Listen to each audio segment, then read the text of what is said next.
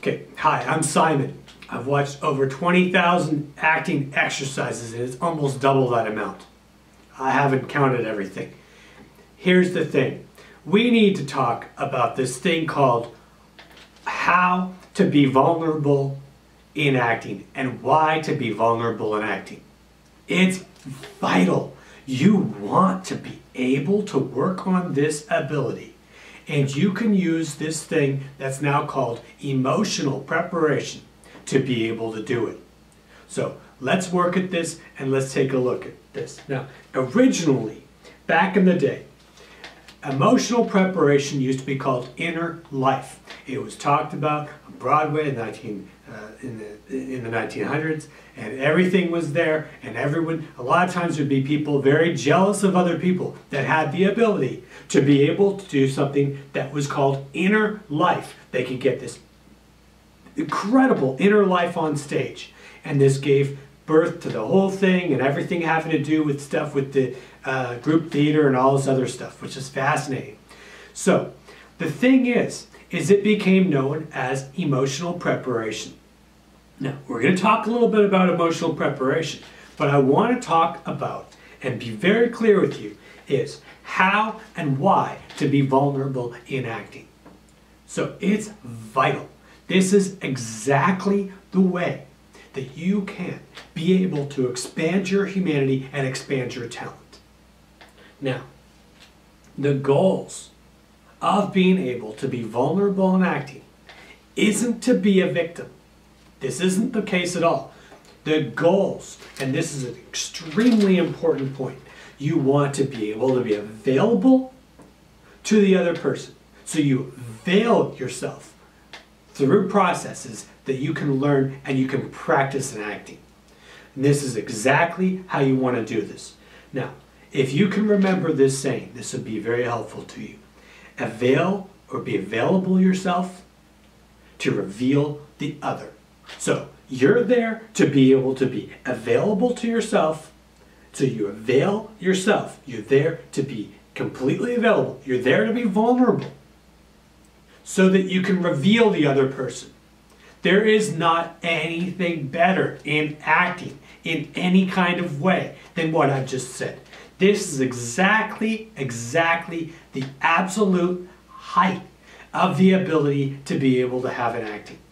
If you can develop yourself and to be able to do that with the techniques that we're talking about now, you'll absolutely be able to create the moments that are captivating on film or on stage. And there's techniques. There's absolutely solid techniques on being able to do this. So, how to be vulnerable is the techniques. Why to be vulnerable is to be able to expand your humanity.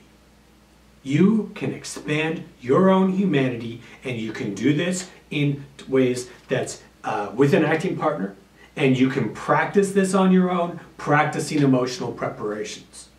This is vital. I've got a list. I've got a few lists, but one list is of emotions. Over 900 emotions that you can go down and you can work and be able to identify these different emotions and see if you can identify with that internally. So you see, you go down the list and you pick and you see whether or not it's internal or not. And that's fantastic. And this is the ability that you can give yourself to be able to work both with partners and alone. And you can practice emotional preparations on your own as well as with acting, in acting exercises. Hi, now listen, could you please just help me out? I need really good acting questions so I can help you out. So if you can write down in the comment section, each comment a separate question, write down an acting question. This would really help to be able to have people learn acting. So, look, this work is fantastic. To be able to explore vulnerability takes so much courage. You're making yourself completely, absolutely available to the other person. every single aspect of yourself, you're able to then have honest reflection. And the other person will be able to work with you, and if you're working alone, to be able to work with emotional preparation, you will expand what's called emotional availability in your acting. Now, that's very, very exciting, because what it means is that you will be able to actually create the concepts of, let's say, if you're going into a ballpark of a certain emotion, you can actually create almost like a vacuum effect in that emotion, where when you actually go in to enter, you go, you knock on the door, and you've done your preparations, and you can hear it in the knock, the emotion. You can hear that there's an activation that's happened inside of you. And you can work on this element called vulnerability. So how do you work on vulnerability in acting? Now, there are a lot of ways to do it. And the biggest way that you've got to start with is you have to be completely honest with yourself. So you gain the ability to be honest with yourself by really, actually being honest with yourself. You have to know what stimulates you. You have to know what emotionally ticks you off. You've got to be able to work on these things, and you've got to be able to write about it. So I'm going to explain, and remind me in the comments section to explain exactly how to do some writing exercises that can be good. And it's very important that you don't have those on social media. To try and do it always on paper, so it's much cleaner. Because otherwise it can be very messy. You can put stuff out on the computers and you don't realize it. So here's the thing. You want to work on your vulnerability. It's essential. Now, vulnerability is extremely connected. It's almost completely connected to your humanity. So when you're working at being able to do this thing called vulnerable acting, or you're able to put yourself in a place of vulnerability, you're not putting yourself in a place of being victimized. That's different. That would be a different specific emotional preparation, which you could do, and that could be very useful for some scenes. But we're actually talking about the general vulnerability in acting. How do we get a general vulnerability in our acting? And why do we want it there? Look, the more we're able to be vulnerable and receiving of another person, the more we're going to reveal of them in the acting. So the more we reveal of the other person, the more it's like a vacuum. All of a sudden, there's interesting things that people notice about them. All of a sudden, their personality comes at us. All of a sudden, maybe from nowhere, all of a sudden they start screaming the lines of the script to you. Now, you're not being a victim, but you are being vulnerable. You're there to witness. You're there to participate. You're there to actually have a new experience. And that's what part of what vulnerability actually will do for your acting. It's vital.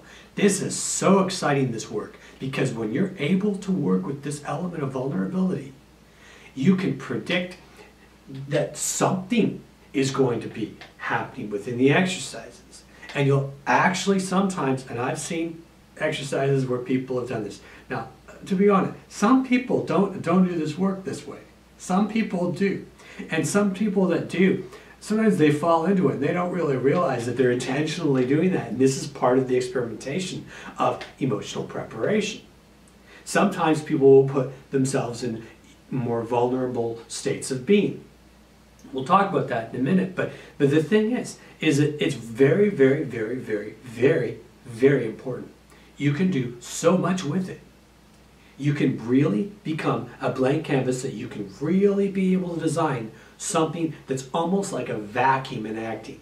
You're going to really be able to put yourself out there, and you're going to be able to really put yourself in a place where you, one, have absolutely convicting reactions coming from the other person. They're going to be very, very honest and real coming from you because you're in a place that you're vulnerable. You're not in a place where you're victimized, but you're in a place that you're vulnerable. So I don't know if that answers why it matters in acting, but it should at least start to answer the question. And feel free to ask me questions in the comments. All right, so you could say very easily that vulnerability is one of the secret keys to acting. Now, what is the point of emotional preparation?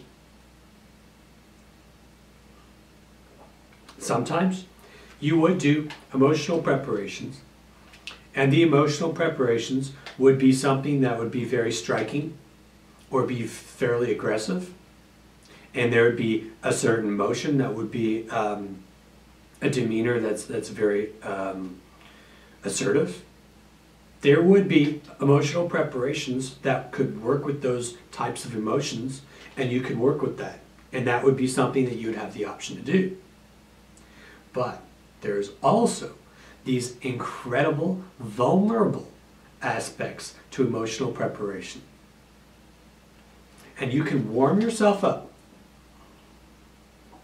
like an actor or like a gymnast stretches to warm themselves up to be able to do the big jumps and the big work and the big experiences in their gymnastics. And as an actor, you can literally do that working with and understanding emotional preparations. So, you're going to work with emotional preparations if you want to, and if you should. You shouldn't miss out on it. You should go down the list of emotions. You should look at the emotions that, if you're working with this concept of working with vulnerability, pick out some of the emotions that would make you vulnerable. Now that's going to be different for every single person. Now, let's say you've had a death in the family, right? Or a friend's died. And something like that has affected you. And maybe it was even a year ago. Now. Hi. Now listen, could you please just help me out? I need really, really good acting questions so I can help you out. It's very, very, very possible that you haven't even gone through an actual grieving process, which very few people know that there's stages to grief. There's a grieving process. A lot of times grieving takes longer than several months. Sometimes it will take a couple of years. It could also be very genuinely that you had your pet die. And that could be something that causes the same sort of reaction. Now, if that's something that you can go down in the list and you can start to pick out, all of a sudden you can get into a place where you've started to be able to mine an emotional element that brings up vulnerability. Now, we're not talking about trying to act like we're humble. We're not trying to act like we're vulnerable. We're not trying to act like we're victimized. We're trying to find a genuine vulnerability. We're trying to be able to emotionally work with our emotions deep enough to be able to find something. Now, we might be really tough people ourselves. We might have a lot of dexterity. We might be able to really get through life and survive through it. But we can still work with an element of vulnerability. So if we go down that list of emotions and we look down and we start to look at what might be vulnerable today, let's work with some vulnerability today. Let's really try this out. Let's see what it does for ourselves. Then we can really look to see, and we can pick out the emotion. And you pick out the emotion, something that might be something that's vulnerable. And then you sit down and I'm going to have some work for you to do, and you can really sit down and write out the experiences.